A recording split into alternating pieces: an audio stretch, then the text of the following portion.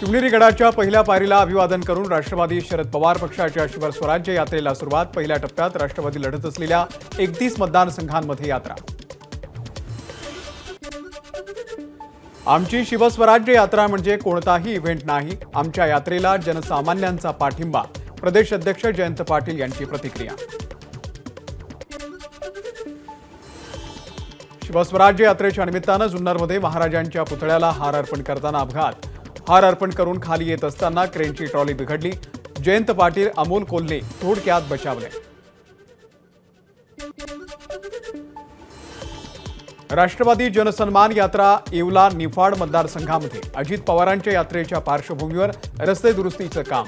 अजित पवारांनी महिन्यातून 2 वेळा जनसन्मान यात्रा काढावी, म्हणजे आम्हाला चांगले रस्ते मिळतील। वाहन चालकांचा खूचक टोला। नाशिक अहमदाबाद महामार्गावरती अवजड वाहतुकीला निर्बंध।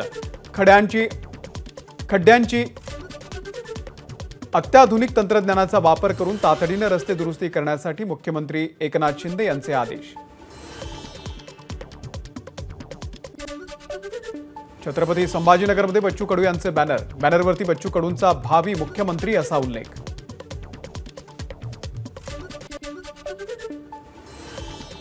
उद्धव ठाकरे उद्या शिंदेंच्या बालेकिल्ला असलेल्या ठाण्यामध्ये। भगवा सप्ताहाच्या निमित्तानं ठाकरे गटाचा उद्या ठाण्यात मेळावा।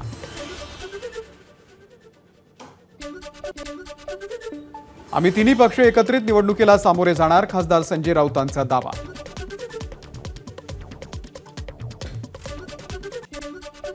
मुंबईत 16 ऑगस्टला तीनही पक्षांचा मेळावा, तर महाविकास आघाडीसाठी राहुल गांधींना मुंबईमध्ये येण्याचं पाचारण।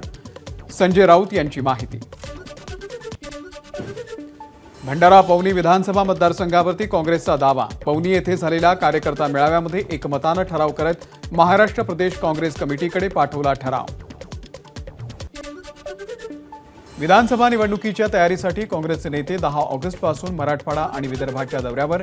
प्रभारी रमेश चेन्नीथला यांच्यासह राज्यातील वरिष्ठ नेते आढावा घेणार।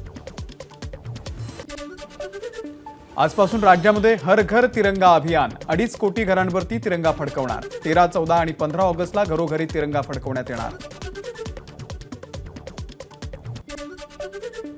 स्वातंत्र्यदिनी घरोघरी तिरंगा फडकवण्याचं पंतप्रधानांचं आवाहन। पंतप्रधान नरेंद्र मोदींनी बदललं सोशल मीडियावरचं प्रोफाईल पिक्चर। घरोघरी तिरंगा अभियानाच्या फलकावरती मुख्यमंत्र्यांनी केली सही, तर सायकल यात्रेला मुख्यमंत्र्यांनी दाखवला हिरवा झेंडा। जर्मनीमध्ये अडकलेल्या 3.5 वर्षाच्या अरिहा शहा या चिमुकलीसाठी लोकसभेमध्ये गदारोळ। किरकोळ मारहाणीचे कारण देत जर्मनी सरकारकडून मुलीचा ताबा। 3 वर्षांपासून मुलीच्या ताब्यासाठी कुटुंबियांचा लढा। मुलीला परत आणण्यासाठी लोकसभेमध्ये नरेश मस्के यांच्याकडून मागणी।